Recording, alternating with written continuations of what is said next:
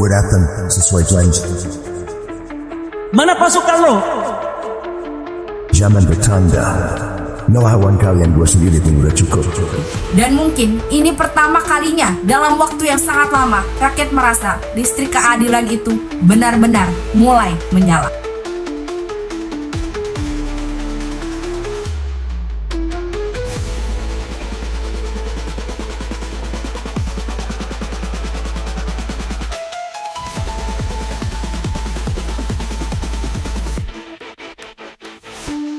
Dan di tengah riuh sidak Purbaya, rakyat melihat satu sosok lain berdiri agak jauh. Presiden Prabowo.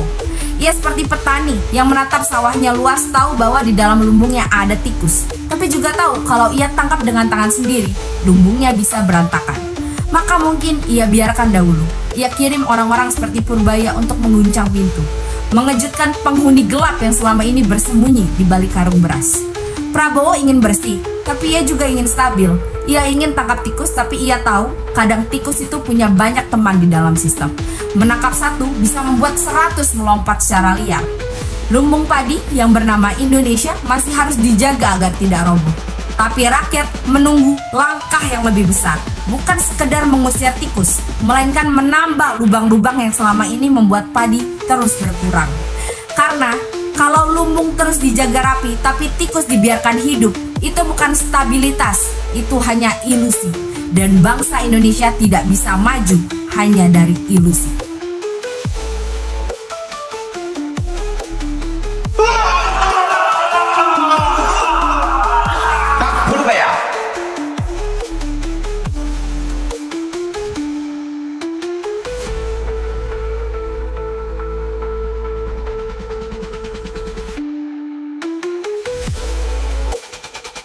Ahok. Kini bola ada di tangan Presiden Prabowo. Apakah ia akan terus berdiri di tepi lumbung atau akhirnya masuk, menutup lubang dan memastikan bahwa tikus-tikus itu benar-benar hilang, bukan cuma berpindah dari satu karung ke karung lain. Rakyat menunggu dan sementara itu Purbaya teruslah bekerja, membawa arus listrik ke tempat-tempat yang dahulunya gelap. Hari ini, birokrasi kita sedang diuji tegangan tinggi. Sebagian merasa kesetrum, sebagian pura-pura tidak. Tapi seperti kata pepatah baru di Kementerian Keuangan, kalau kesetrum berarti masih hidup. Kalau tidak terasa apa-apa, berarti nuraninya sudah mati. Inilah Poros Perubahan TV, membongkar fakta di balik narasi. Kadang sistem butuh disetrum. Bukan karena sistemnya rusak, tapi karena sistem terlalu lama pura-pura hidup. Dan minggu-minggu terakhir ini, nama yang sedang memegang kabel listrik tersebut adalah Purbaya Yudisadewa. Dalam sebulan, Menteri Keuangan ini jadi sorotan, viral, kontroversial, sekaligus mengubah narasi fiskal negeri ini. Bukan hanya karena gaya bicaranya, tapi karena dia melakukan sesuatu yang hampir tidak pernah dilakukan pejabat publik lainnya. Menyetrum sistem birokrasi yang sudah terlalu nyaman. Tanggal 29 September lalu, Purbaya tiba-tiba datang ke kantor pusat BNI, tanpa seremoni, tanpa pengawalan berlebihan. Langsung masuk ke ruang direksi, minta data real time. Berapa dana pemerintah yang parkir di sana, dan apakah dana itu benar-benar disalurkan ke kredit produktif, atau justru malah dipakai untuk beli dolar dan spekulasi. Hasilnya bikin gemetar satu ruangan, karena yang dicek bukan sekedar angka, tapi pola kebiasaan. Uang negara yang diam, tidak bekerja, tapi tetap menghasilkan bunga bagi segelintir orang. Purbaya lalu berkata singkat ke wartawan, "Saya akan keliling ke semua bank BUMN, biar mereka kapok." Dan kalimat itu langsung viral. Tapi yang banyak orang tidak sadar, di balik sidak itu ada pesan kebijakan publik yang dalam. Bahwa uang negara bukanlah harta pasif. Uang negara harus hidup, bergerak, dan menghidupkan. Karena kalau tidak, uang negara hanya akan jadi kolam stagnan, tempat tumbuhnya rente, bukan tempat tumbuhnya ekonomi. Apa yang dilakukan Purbaya sebenarnya bentuk baru dari fiscal monitoring real time, mengubah laporan triwulan menjadi tindakan harian. Ia sedang menguji satu hal, apakah sistem fiskal Indonesia siap dengan transparansi seketika? Karena selama ini pengawasan selalu terjadi setelah uangnya habis. Purbaya membalik logika tersebut. Pengawasan dilakukan sebelum uangnya menguap. Dan langkah ini mengguncang banyak meja. Karena bank-bank BUMN bukan entitas yang netral. Mereka punya jejaring politik, ada kepentingan daerah, kepentingan pusat, dan ada komisi yang sudah terbiasa mengalir diam-diam. Beberapa hari setelah sidak BNI, Purbaya juga terlihat dalam debat terbuka dengan Luhut Binsar Panjaitan, Ketua Dewan Ekonomi Nasional, dan Bahlil Lahadalia, Menteri ESDM. Luhut mendesak agar dana MBG terus dicairkan agar ekonomi daerah tidak tersendat. Sementara Purbaya menegaskan kalau dana tersebut tidak terserap sampai Oktober, ia akan potong dan alihkan ke program lain yang lebih siap. Bahlil juga ikut menyerang dari sisi lain, menuduh data subsidi energi Purbaya belum diverifikasi. Jawaban Purbaya tenang tapi tajam. Kalau datanya keliru saya pelajari, tapi uangnya itu-itu saja. Dan disitulah letak kejeniusan kalimatnya. Karena dibalik semua debat teknis, Purbaya sedang bicara hal yang paling sederhana. Uang publik itu terbatas, dan setiap rupiah yang salah arah berarti ada rakyat yang tidak makan, tidak sekolah, dan tidak sembuh. Tidak berhenti di situ, tidak lama setelah debat MBG muncul wacana pembentukan Family Office, sebuah lembaga pengelola kekayaan pribadi untuk investor elit dan konglomerat dari Luhut.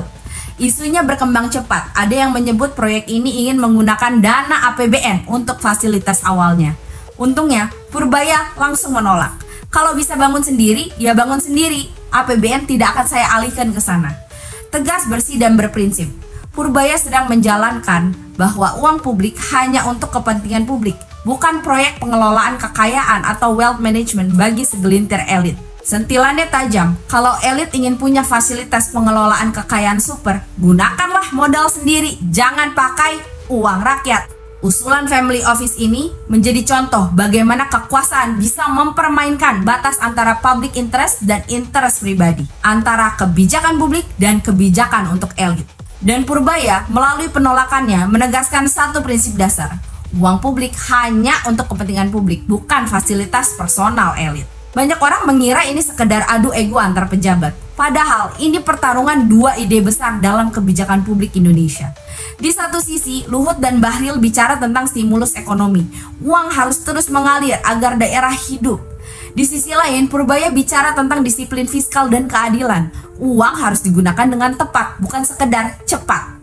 Pertarungan ini tidak hitam putih. Tapi Purbaya mencoba mengingatkan sistem yang selama ini kita lupakan, bahwa ekonomi itu bukan cuma angka, tapi juga moral. Kalau uang publik mengalir tanpa hasil, itu bukan stimulus, itu pemborosan yang dibungkus kepedulian terhadap rakyat. Langkah Purbaya jelas tidak disukai semua orang. Sidak membuat BUMN gelisah. Debat dengan Luhut dan Bahlil membuat suhu kabinet naik. Dan tentu politisi yang nyaman dengan status quo mulai gatal bersuara. Salah satunya, Ketua Komisi 11 DPR, Miss Bakun, malah berani-beraninya bilang Menkyu jangan terlalu banyak komentar. Padahal justru itu tugas pejabat. Karena kalau Menteri Keuangan tidak bicara soal keuangan publik, lalu siapa yang harus bicara? Influencer. Kita tidak butuh menteri yang diam, kita butuh pejabat yang berani berpikir dan berbicara dengan data. Dan yang lebih ironis, yang menyuruh diam adalah mereka yang paling diuntungkan kalau publik tidak tahu apa-apa. Halo Pak Miss Bakun, masih tidak berani mengaku bahwa Anda patut diduga memanipulasi fasilitas perjalanan dinas DPR dengan uang rakyat agar sesuai dengan jadwal Sydney Marathon Anda. Di tengah semua sidak dan debat fiskal, ada satu momen yang sederhana tapi berdampak. Purbaya berkunjung ke kantor Menteri Perumahan dan Kawasan Pemukiman Ara Sirait kemarin. Purbaya berani mempertanyakan, wah kantor Menteri Perumahan super mewah, masa rencana bikin rumah rakyat sangat kecil? Sekilas guyonan, tapi dari perspektif kebijakan publik, ini adalah pemeriksaan moral. Apakah birokrasi benar-benar berpihak pada rakyat atau lebih berpihak pada kenyamanan elit? Anggaran kementerian juga harus sejalan dengan kebutuhan rakyat, bukan malah fasilitas internal yang mewah. Lebih dari itu, Purbaya juga memberikan ultimatum tegas. Kalau anggaran program rumah rakyat tidak terserap sampai Oktober, Purbaya akan potong anggarannya dan alihkan ke pos lain yang lebih siap. Pesan Purbaya jelas, keberpihakan pada rakyat harus terlihat di setiap keputusan dan prioritas anggaran. Dan kementerian harus bertanggung jawab penuh atas implementasi program untuk rakyat kecil, bukan sekedar menghabiskan anggaran. Langkah Purbaya memang membuat para pejabat tidak nyaman, tapi setiap reformasi fiskal memang dimulai dengan kegaduhan. Karena yang disentuh bukan prosedur, melainkan privilege yang selama ini seharusnya tidak mereka terima. Dalam sejarah birokrasi Indonesia, banyak pejabat mencoba reformasi dengan pendekatan manajerial. Purbaya tidak, dia datang dengan pendekatan moral dan keberanian publik, sesuatu yang sudah lama hilang dari politik Indonesia. Purbaya sedang menguji sistem yang lebih besar dari dirinya, sebuah sistem di mana dana publik mengendap karena pejabat takut salah tanda tangan. Proyek tetap jalan meski studi kelayakan bilang proyeknya tidak layak. Utang ditandatangani tanpa transparansi, tapi rakyat yang disuruh bayar. Dan di tengah semua absurditas itu, ia muncul dengan satu pesan sederhana. Kalau uangnya milik rakyat, maka setiap rupiah harus punya wajah rakyat di dalamnya. Harus berguna bagi rakyat. Itu bukan sekadar slogan fiskal, itu koreksi moral terhadap kebijakan publik yang terlalu lama dipisahkan dari keadilan sosial bagi seluruh rakyat Indonesia. Sesuatu yang mulus-mulus betul tuh nggak ada, pasti ada pro kontranya. Sampai ketika dalam salah satu pidato dia mengatakan zaman SBY rakyat hidup lebih makmur, pertumbuhan lebih tinggi, padahal SBY tidak membuat utang ribuan triliun untuk membangun berbagai macam infrastruktur yang ternyata ugal-ugalan itu. Ternyata kemudian menjadi kayu bakar bagi para ternak Mulyono untuk supaya Presiden Prabowo Subianto memecat Purbaya. Ini memang syarat menjadi anggota Termul itu pertama pandai menjilat, ya, kedua otak harus kosong. Nah itu ya, kedua itu baru syarat-syarat yang lainnya. Kalau sampai seperti ini, maka sudah ada beberapa analisis, misalnya Purbaya bisa menjadi next Wapres. Bahkan malah ada yang mengatakan bisa maju ke 2029. Purbaya sendiri mengatakan baru 1 bulan dengan mikir seperti itu. Saya termasuk yang kagum pada Purbaya, ya. Ada harapan pada Purbaya. Ketika misalnya yang saya rasakan dia mengatakan bahwa pendapatan di bawah 10 juta tidak kena pajak. Jadi ketika Menteri Keuangannya Sri Mulyani yang kena pajak itu 5,4 juta, orang punya gaji honor pendapatan 5,4 juta tuh udah kena PPh. Tapi zaman Purbaya langsung dinaikkan menjadi 10 juta. 10 juta baru kena, di bawah 10 juta nggak kena pajak. Nah, kemudian ada ahli yang menghitung dengan perubahan tarif pendapatan kena pajak ini, maka ada uang sisa, tanda kutip, uang lebih 60.000 sampai 400.000 yang tidak jadi disedot oleh Sri Mulyani, ya, oleh pajaknya Sri Mulyani. Nah, tambahan uang 60.000 sampai 400.000 di kantong pekerja itu akan menggerakkan ekonomi karena ada spending, ada pengeluaran, orang belanja 60.000 sampai 400.000 tambahan belanja setiap bulan. Nah, ini ekonomi bergerak, industri bisa hidup, ada pasarnya baru segala macam. Dan ini Purbaya membantu betul-betul real kepada masyarakat kecil. Walaupun orang nggak mengatakan itu baru omdo, itu baru belum ada buktinya. Khusus untuk pendapatan kena pajak yang menjadi 10 juta teman-teman sekalian, itu real, ya, sangat bermanfaat dan real dirasakan oleh rakyat kecil. Tentang dia menolak membayar utang WUS yang 119 triliun kepada APBN, oleh APBN itu juga dahsyat sekali, walaupun tidak langsung menyentuh kepentingan rakyat. Tapi kalau kita agak berpikir lebih baik, maka ketemu juga 116 triliun itu yang harusnya tadi dibayarkan untuk utang WUS itu, kalau tidak ke WUS, maka akan dialokasikan untuk program-program yang lainnya di APBN. Mungkin belanja sosial, mungkin anggaran jaring pengaman dan sebagainya yang langsung dirasakan kepada rakyat kita. Ini menarik, Purbaya ini menarik sekali. Saya melihat kalau ini bisa dipelihara dengan baik, apalagi Indonesia punya 3 lagi aja menteri semacam Purbaya. Waduh, saya kira kita boleh berharap Indonesia akan bisa lebih cepat keluar dari kubangan sambil mengimbangi pidato-pidato Presiden Prabowo Subianto yang selalu menggelegar hebat segala macam, tapi dalam tataran eksekusi selalu sering kedodoran, ya, sehingga banyak orang mengatakan itu presiden omong-omong saja. Kini bola ada di tangan Presiden Prabowo. Apakah ia akan terus berdiri di tepi lumbung atau akhirnya masuk, menutup lubang dan memastikan bahwa tikus-tikus itu benar-benar hilang, bukan cuma berpindah dari satu karung ke karung lain. Rakyat menunggu, dan sementara itu Purbaya teruslah bekerja, membawa arus listrik ke tempat-tempat yang dahulunya gelap. Hari ini, birokrasi kita sedang diuji tegangan tinggi. Sebagian merasa kesetrum, sebagian pura-pura tidak. Tapi seperti kata pepatah baru di Kementerian Keuangan, kalau kesetrum berarti masih hidup, kalau tidak terasa apa-apa berarti nuraninya sudah mati. Dan mungkin ini pertama kalinya dalam waktu yang sangat lama, rakyat merasa listrik keadilan itu benar-benar mulai menyala. Teman-teman sekalian, Purbaya, harapan baru. Purbaya mungkin bisa menjadi jalan mempercepat Indonesia keluar dari kubangan gorong-gorong yang ditenggelamkan selama 10 tahun pemerintahan Jokowi.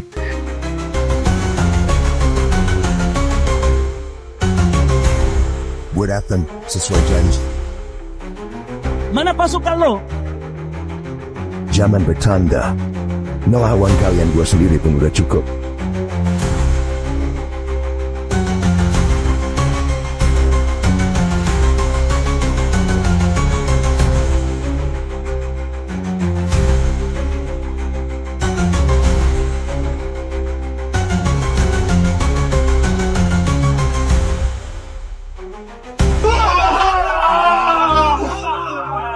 Pak Purbaya.